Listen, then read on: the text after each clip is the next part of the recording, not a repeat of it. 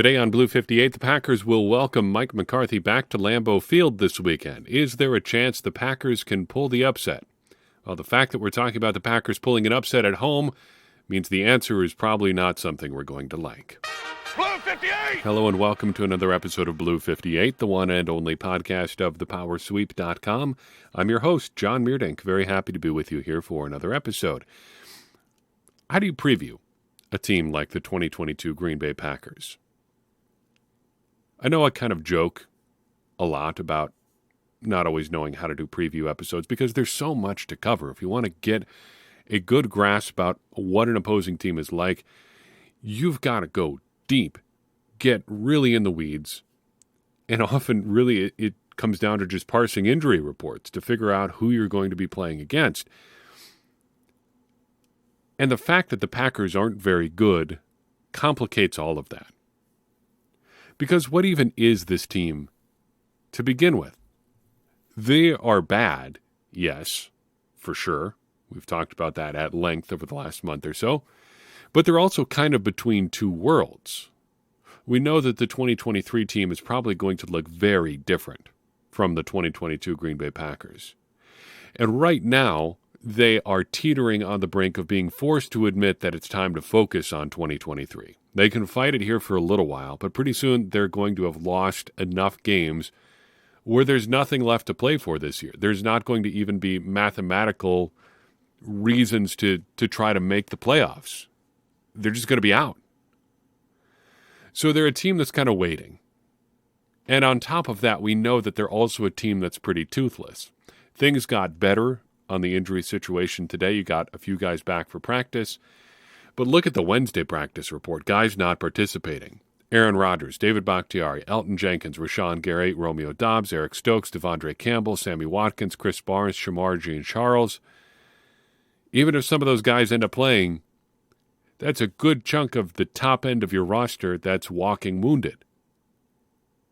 So again, I ask, how do you preview a game involving the 2022 Green Bay Packers? Because it's one thing to talk about what the opposing team is going to do, but you want to talk about how the Packers can counter it, how they can stop it, how they can make things interesting in this contest with the opposing team. And I don't think the Packers have the horses to do that right now with pretty much anybody. I mean, they just lost to the Lions, for goodness sake. So how do you talk about the Packers matching up against anybody? I don't really know. And here come the Cowboys, kind of on cruise control right now. Mike McCarthy in his third year with the Dallas Cowboys, and things are going well. Probably the peak of the Mike McCarthy experience right now for Dallas. When things were in their best in the Mike McCarthy area in Green Bay, it seems like there were stretches like this for the Packers a lot. The Packers just heading to the bank every week, making deposits, putting in another win. Not necessarily always pretty, not necessarily always great, but you always felt like they were going to win. They were going to be the favorite more often than not. And the Cowboys are a lot like that this year. The difference between the Packers of the McCarthy era and the Cowboys now of the McCarthy era, I guess, is the Packers were doing it because of Aaron Rodgers and the Packers offense. The Cowboys are doing it because of a dynamic defense. They are third in scoring. They're good against the pass. They're not great against the run, but it hasn't mattered. And they're pummeling teams as a result. They've only got 2 games decided by a touchdown or less. They are 2-0 in those games. But there's 4 other wins on their schedules where they've just hammered teams. There's not a lot of luck-based wins or losses. It's just a solid team, and they're playing well. Looking at their offense, Kellen Moore is running the show. He's a holdover from the Jason Garrett era. This is not the McCarthy offense. It's the Kellen Moore offense. It's significantly different from what you saw in the McCarthy era in Green Bay.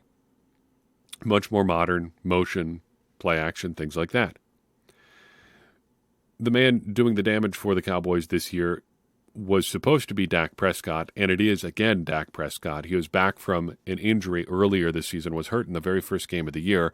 Sunday is just going to be his fourth start of the season, but in his previous three this season, he's been pretty darn good.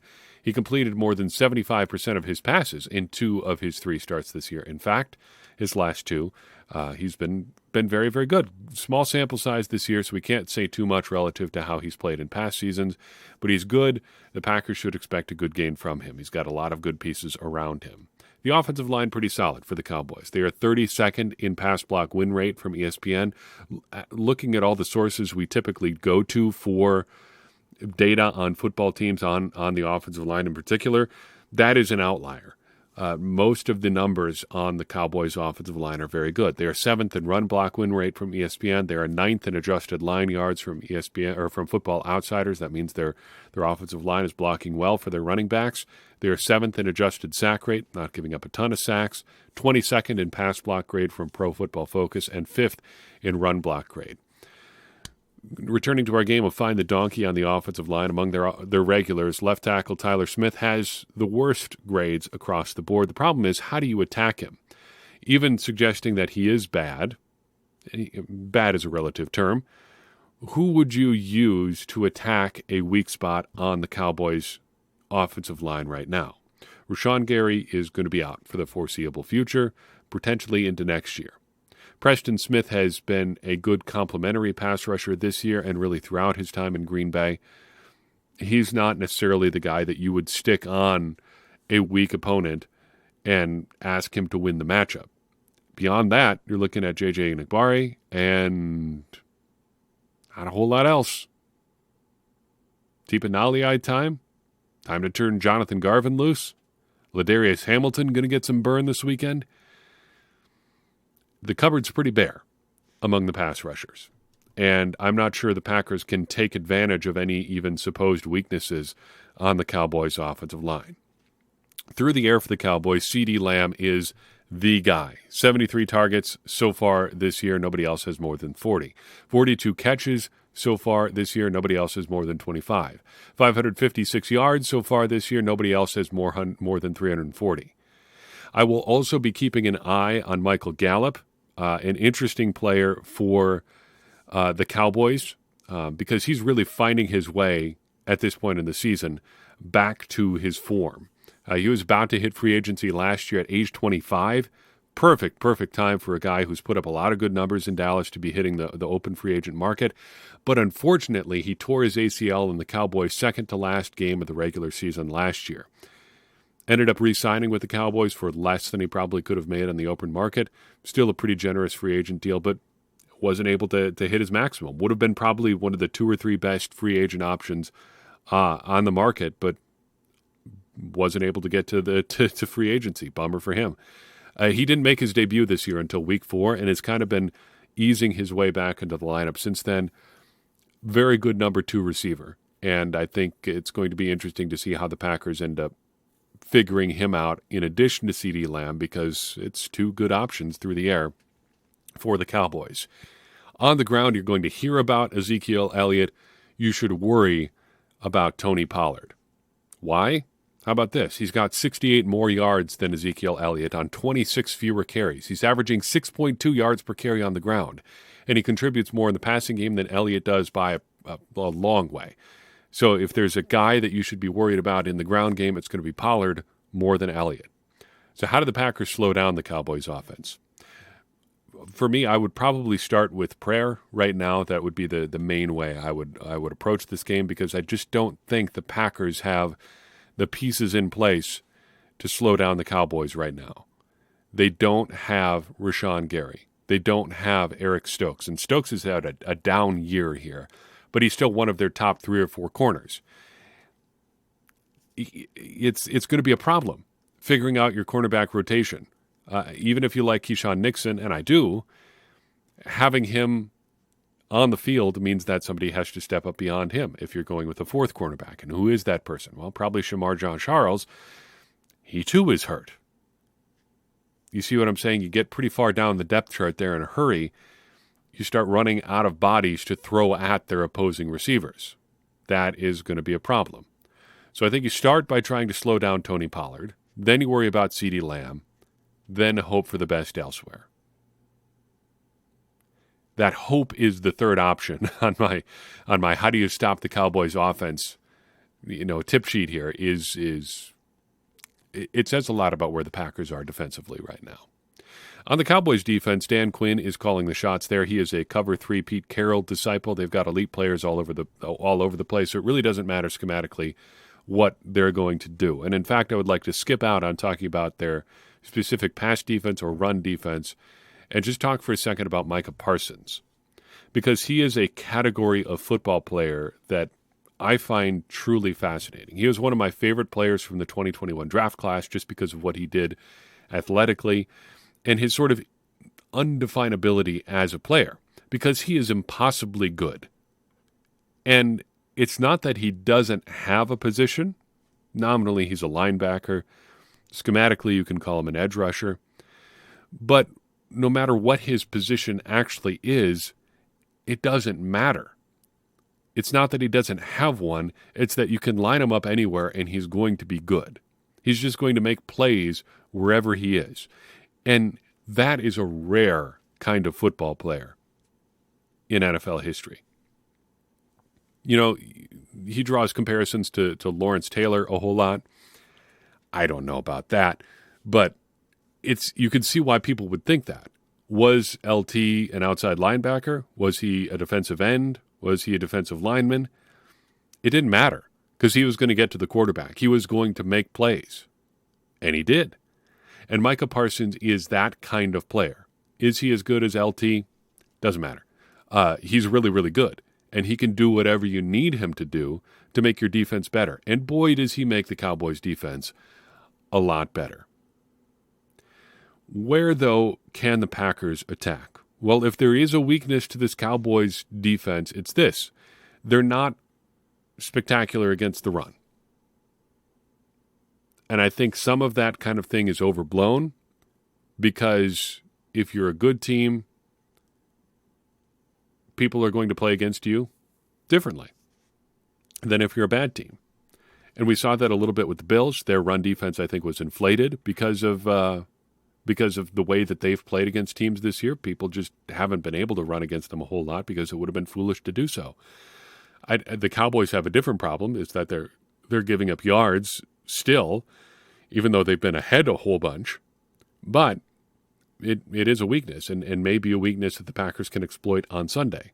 How do the Packers exploit that? Well, I think they have to play the Cowboys the same way that teams that beat the Packers earlier this season played against the Packers.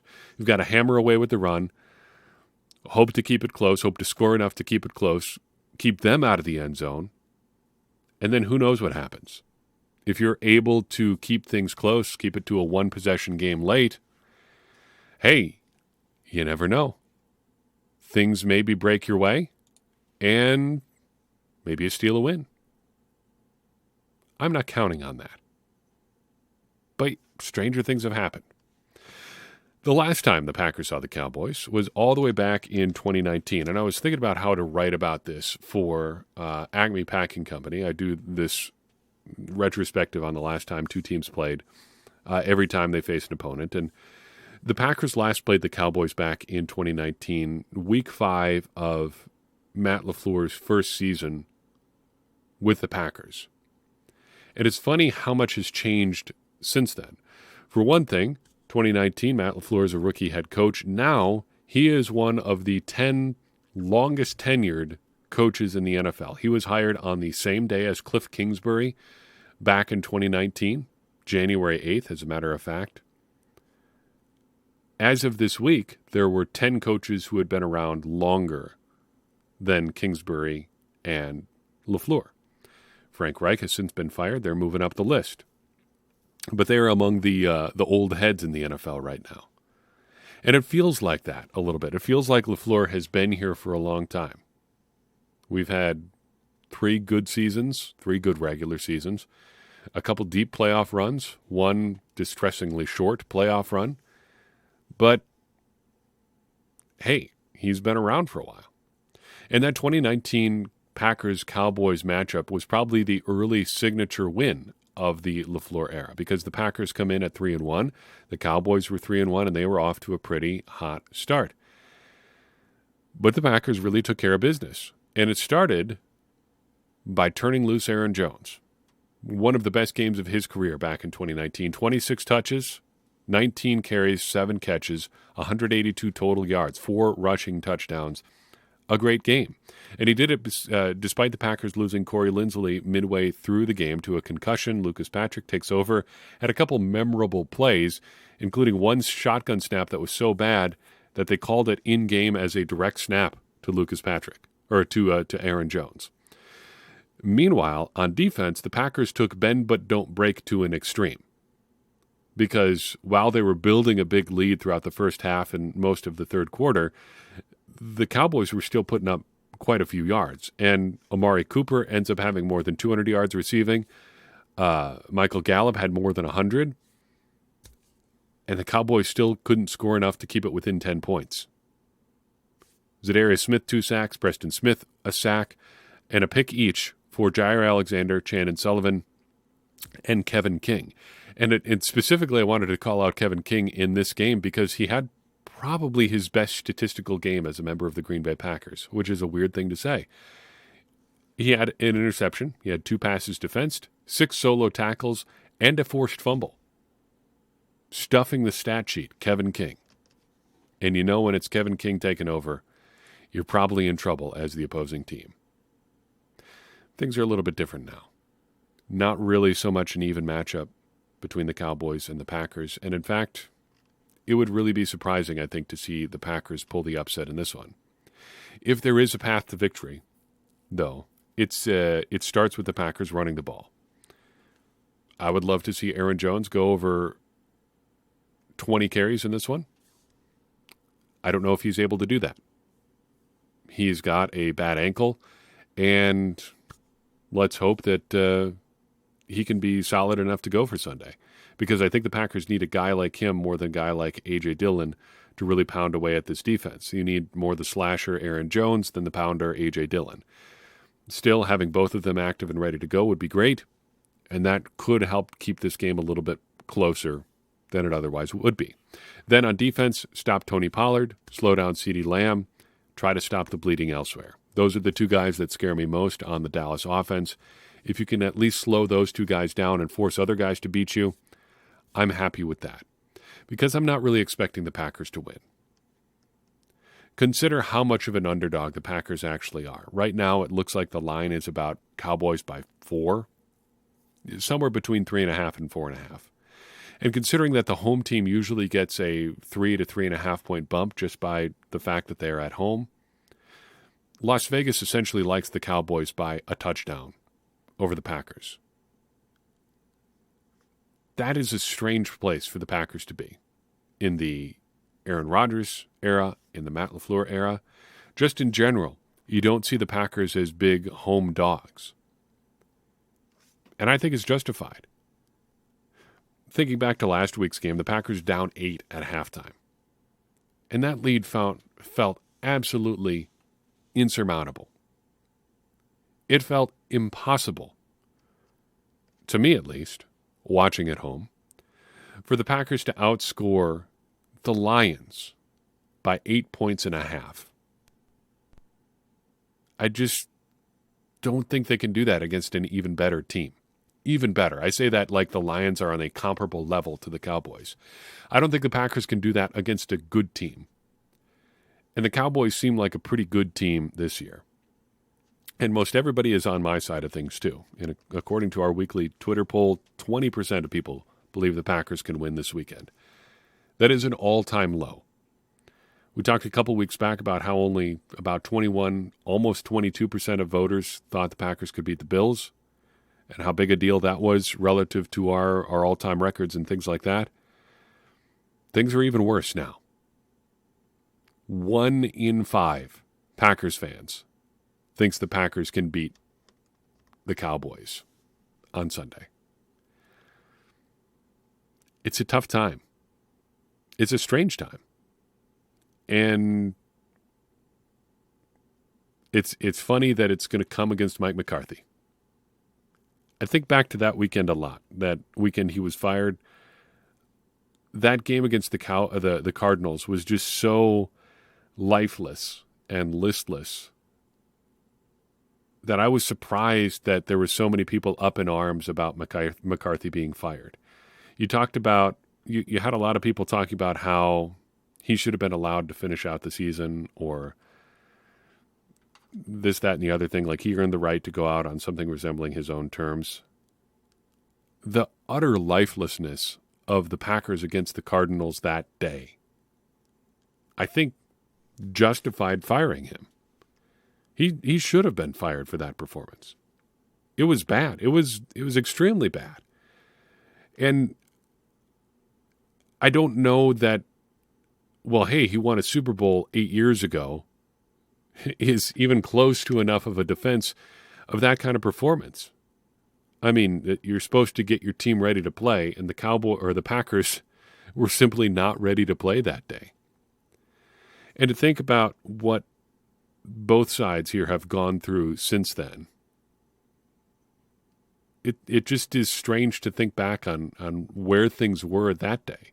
Mike McCarthy is out of football for a year, ends up with Jerry Jones and the Dallas Cowboys.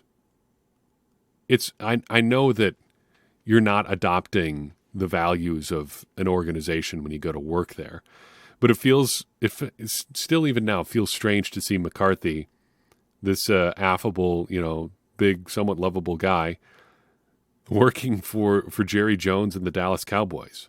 Always a little bit of the evil empire vibe there. And I don't think that's something they shy away from. Sure, they talk about being America's team, but they also like being kind of the big bad, too. Jerry Jones likes that sort of atmosphere around his team. It's not the Raiders. It's a different sort of thing. It's more like the big, powerful businessman. I think that's how he views himself, because that's kind of what he is. And it's funny to see Mike McCarthy there and being fairly successful, highly successful, maybe even. And in the meantime, back in Green Bay, you get the relative unknown, Matt LaFleur, taking over, getting Aaron Rodgers and the Packers kind of in shape. 2 MVPs for Rodgers, 2 trips to the NFC Championship game, and disappointment, frustration. And now a season that is in a lot of ways not all that dissimilar from 2018. A head coach and a quarterback, and in some ways not on the same page, struggling despite talent on both sides of the ball.